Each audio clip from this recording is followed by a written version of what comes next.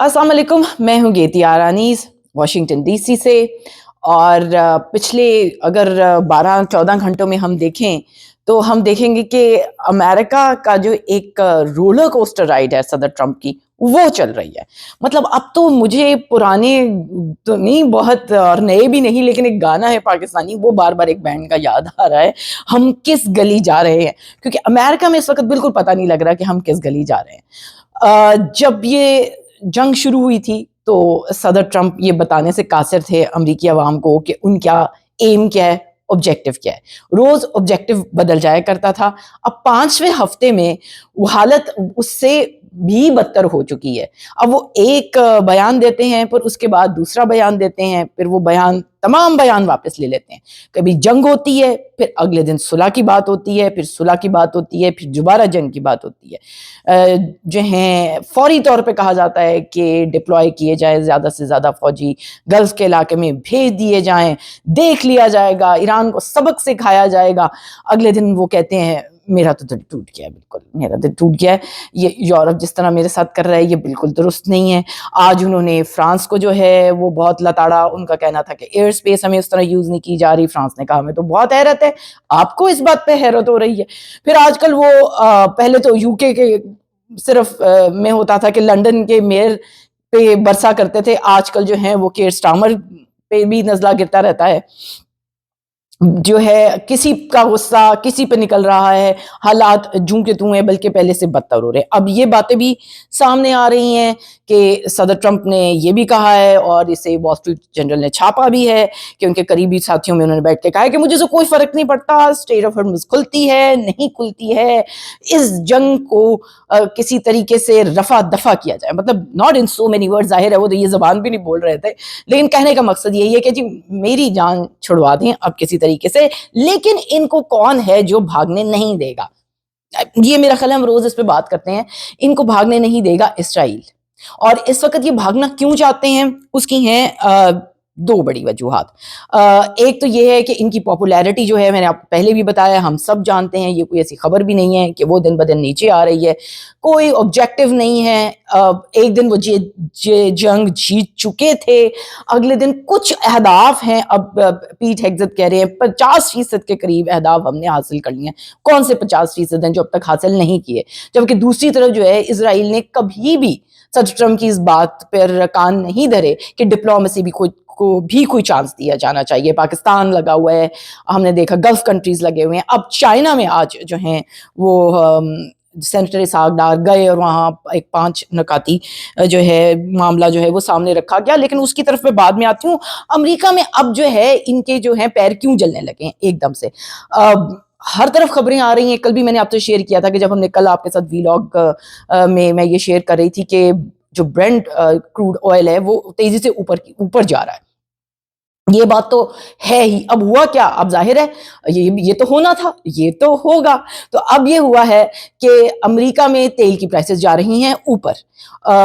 जो $3.25 पर गैलन से कुछ के करीब आसपास हुआ करती थी, वो चली गई हैं 5 के करीब, और कुछ स्टेट्स में ये ज्यादा हैं, इससे भी ज्यादा। तो ये जो है इसका मतलब सिंपल है, जैसे पाकिस्तान में जैसे और मुल्कों में है, यहाँ पर आप का पैसा बढ़ेगा ट्रांसपोर्ट पर, वहाँ महंगाई की एक नई लहर आएगी। और सदर ट्रंप पहले ही बहुत ज्यादा तनकीद की जद में रहते हैं कि वो महंगाई को काबू नहीं कर सके, जबकि बहुत बड़ी बड़ी बातें किया करते थे ये इक़्तिदार में आने से पहले। कुछ सुनी सुनी बातें लग रही होंगी आपको, ये हर जगह होता है।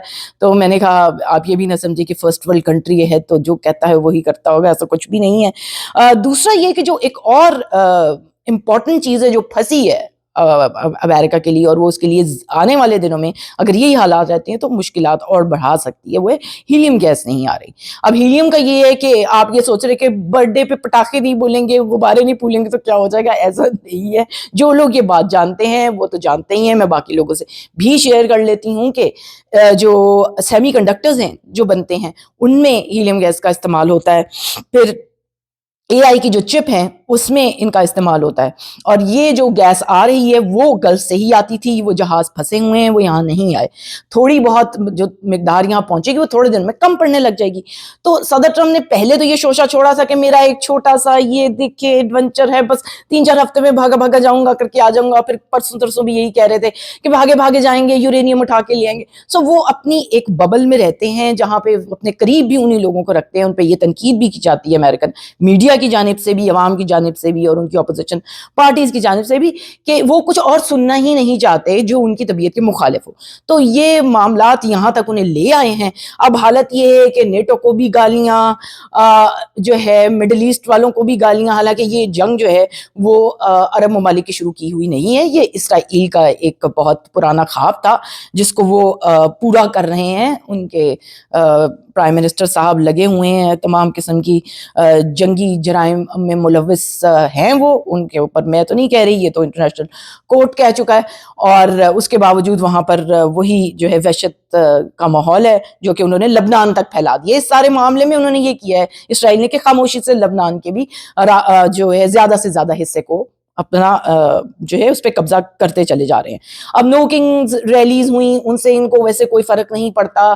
یہ بھی ایک امیون ہو چکے ہیں. انہوں نے بھی ایک چھوٹی سی ایک بیٹھک کی تھی جو بہت مذاق خیز ہے، یہاں پہ رپورٹ بھی ہوئی ہے، اس کے بارے میں تو بات ہی کرنا فضول ہے. اب دوسری طرف اگر آپ دیکھیں کہ ڈیسپریشن جو ہے صدر ٹرمپ کی ہے وہ ظاہر ہے کہ وہ یہی بتاتی ہے کہ جی آپ نے تیل لینا ہے تو ہم سے لے لیں، یا ہرمز سے آپ ہی کر لو جو کرنا ہے. مطلب اب تو 3.5 رہنا والا حال ہوا ہے امریکہ کا اس وقت. تو اب جن کو آپ ساتھ لے کے چلے ہیں، جن سے آپ نے اتنا پیسہ پکڑا ہے مڈل ایسٹ کنٹری سے کہ ہم آپ کی حفاظت کریں گے، وہ اب کہاں جائے گا؟ کوسچن تو ہوں گے ان سے. تو ظاہر ہے یہ ان سے بچتے پھر رہے ہیں. اور اس میں ایسے میں پاکستان کا چائنا کی طرف رجوع کرنا، اور یہ بھی خبریں ہیں یہاں پہ بہت مستند کے جو ہیں فیلڈ مارشل جو ہیں وہ خود بھی بیجنگ میں موجود تھے جب یہ ملاقات ہوئی ہے آج سینیٹر اسحاق ڈار کی وہاں کے منسٹری میں.